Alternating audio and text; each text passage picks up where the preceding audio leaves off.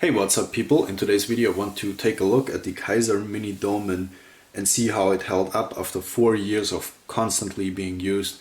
And yeah, basically I want to see how this knife held up over time and how is the longevity of a tool like this.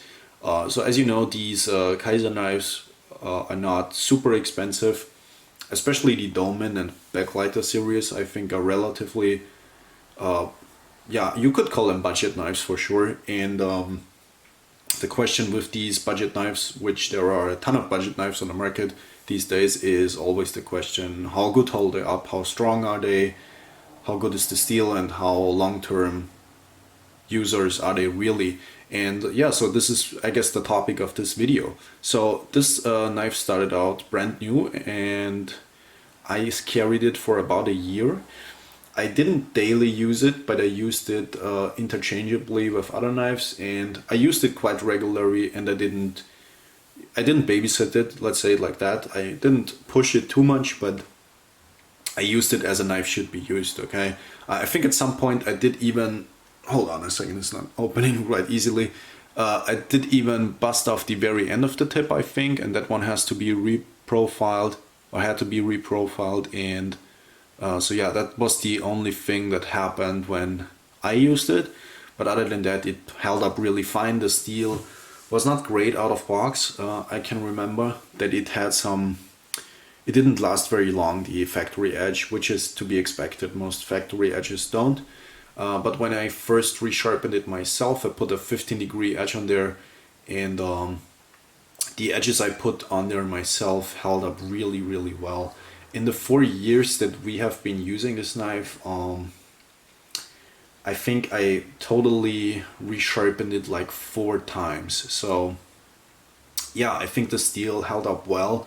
I mean, I touched it up once in a while, like on a strop or on a fine ceramic, but like really resharpenings from being blunting dull, it had like 4 resharpenings in 4 years. And for the amount of this knife, for the amount that this knife has been used, I think that's all right. So after that 1 year, I gave it to my dad, who daily carried this knife. I think almost daily carried this knife. He swapped out every once in a while for a different knife.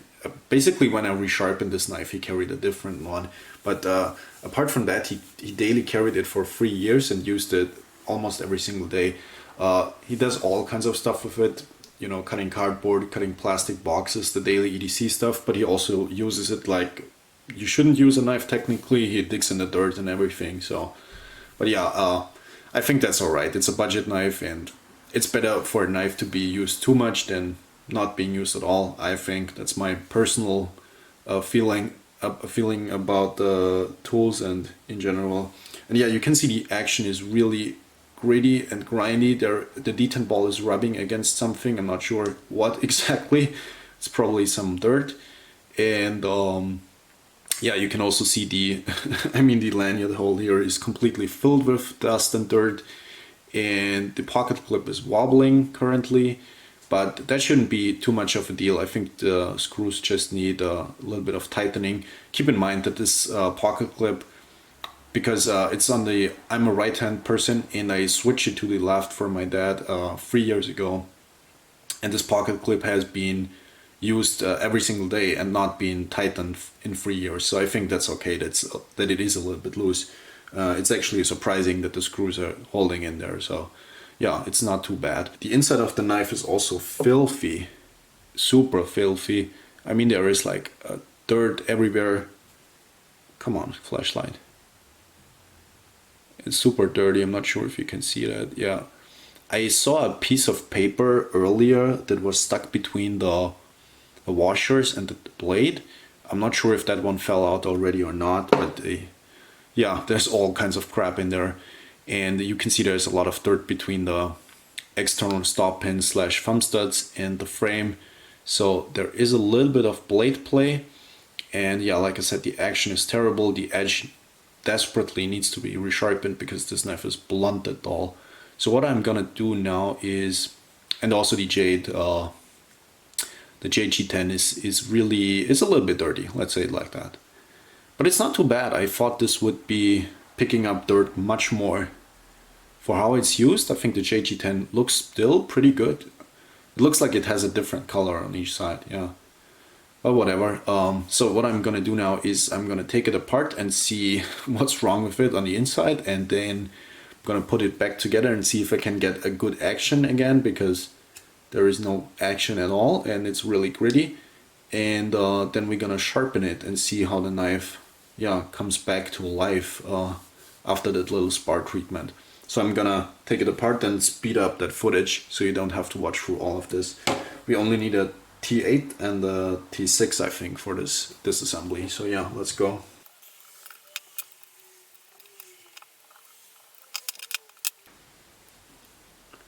So yeah, as you can see, yeah, the knife is definitely dirty on the inside. And let's pop off this one as well. Oh yeah, that's why it's not locking up properly. I saw earlier there's quite a bit of dirt here on the track for the internal stop pins. Right, this knife has two stop pins. It has internal stop pins and external via the thumb studs, which is pretty great actually. And that's probably also why the tip, I forgot to show you earlier, I think the tip didn't go flush with the scale, so you would always catch on the tip as well, which has been an issue in the past as well, as far as I can remember. But that's probably because there is this little piece of dirt right here, and that's probably what's causing the issue. Yeah, that's for sure the issue. Look at the amount of the amount of filth, pocket filth that's in the lanyard hole. That's amazing. Yeah, so this knife has seen quite a bit in its lifetime. So yeah, let's give it a wash. There's all kinds of shit that's falling out of it. So yeah, I thought I didn't need to remove the scales from the liners, but as you can see, there's quite a lot of dirt underneath the scales as well, so I had to take this knife apart completely. Luckily there are not a lot of parts, and this is a really uncomplicated construction. But yeah, this needs to be clean all the way through, because this there's a lot of stuff in there, as you can see.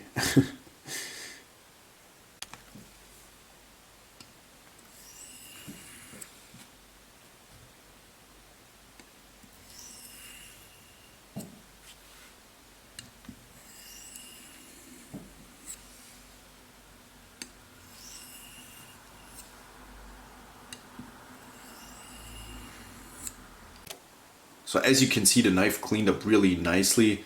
The scales look bright again, and the pocket clip is not moving anymore. Most importantly, the tip is not raised above the scales anymore, because that channel that's milled for the stop pins is now clean. This usually is the only issue that appears to happen with this knife over time, that this channel gunks up really easily, because it's so open and it's so easy for dirt to get in there. But yeah, other than that, I think there is not really any mechanical issue anymore.